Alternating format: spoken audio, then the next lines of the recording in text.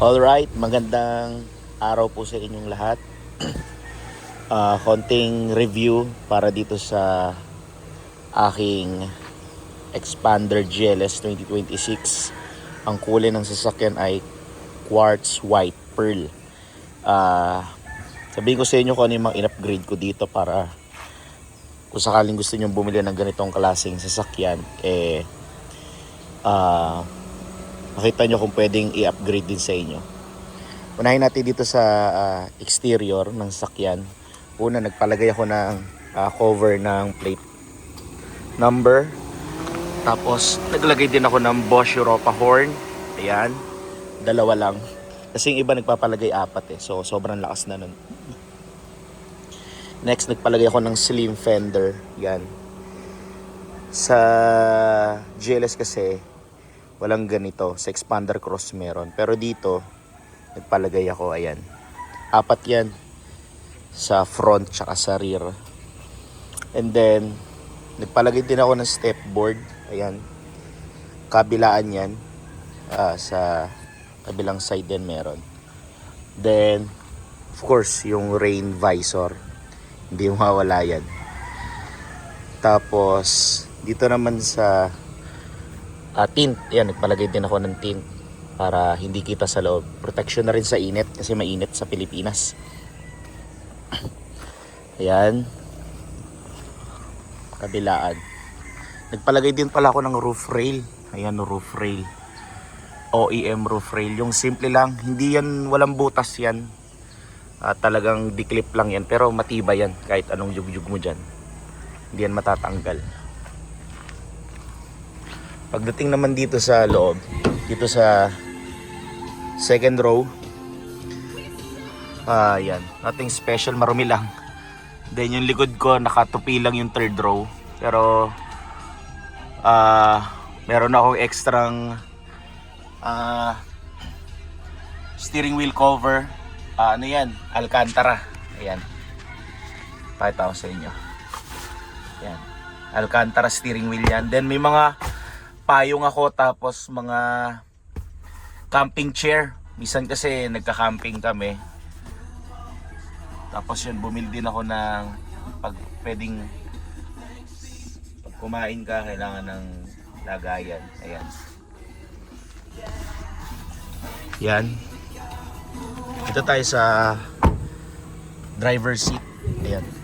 Dito, una ito, bumili ako ng steering wheel cover. Sa Mr. DIY lang to. Pero, mas gusto ko kasi ito kaysa dun sa Alcantara. Parang mas feel ko yung vibe pag nagmamaneho ako. Makapal siya, yun ang gusto ko. Bumili rin pala ako ng side step seal. Ayan, apat yan. Dito sa driver's seat, tsaka doon sa kabila. Tapos sa likod din meron din yun. Yan, ito, pabango glade, kabilaan. Tapos ito, dashboard cover. Yan, pinagawa ko lang din to. Maganda yan. Maganda to guys, na may ganito kasi para protection sa init. Siya nga pala, nagpalagay din ako ng tint na white diamond tint, ceramic tint. Dito sa mga dito, pinaka dark yan. Tapos ito naman yung medium lang kasi hindi nila nire-required na sobrang dark din kasi pag gabi sobrang dilim talaga. Pero pag tanghali, kitang kita naman yun, maliwanag sobra.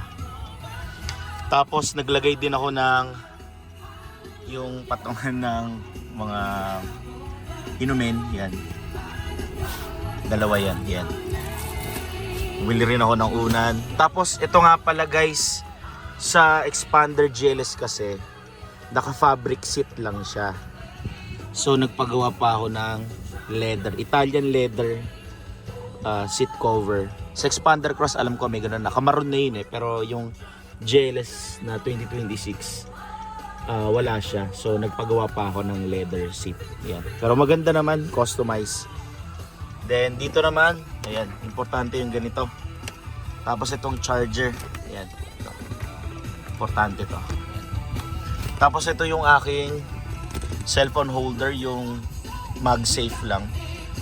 Yung minamagnet lang. Ayoko kasi yung sinasabit dito sa aircon.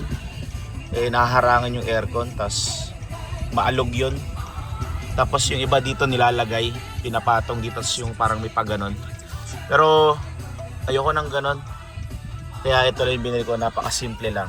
Didikit mo lang yung cellphone mo, yun na yun, okay na yun. Dashcam, napaka-importante, sobra as in. SJ cam yung camera na yan. Nabili ko lang yan sa Blade. Front din yan, tsaka sa rear. Meron na rin. And then, tapos, ito, wide mirror. Importante yan. Tapos ito, lagay na mga card holder, tapos mga sukle, yan. Mga resibo, pwede mo lagay dyan. And then, ano pa?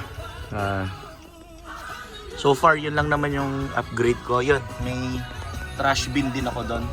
Ayan. Ito, yan. Deep dish matting. Importante yan. Para pag nagka-car wash, tanggal lang to. Yan. Tapos, yan, pa-car wash mo na. Babalik lang din. Ano pa ba? So, yun lang naman ang special dito sa Xpander GLS. Pagdating naman sa... Pagdating naman sa konsumo ng gasoline, most likely kanina nag-drive ako. City driving, nasa 8 to 9 kilometers per liter kapag nasa city driving ka. Pero pag yung mga expressway, skyway, SLEX o NLEX, sa akin to umaabot siya ng mga 12 to 15 o 12 to 16 yan.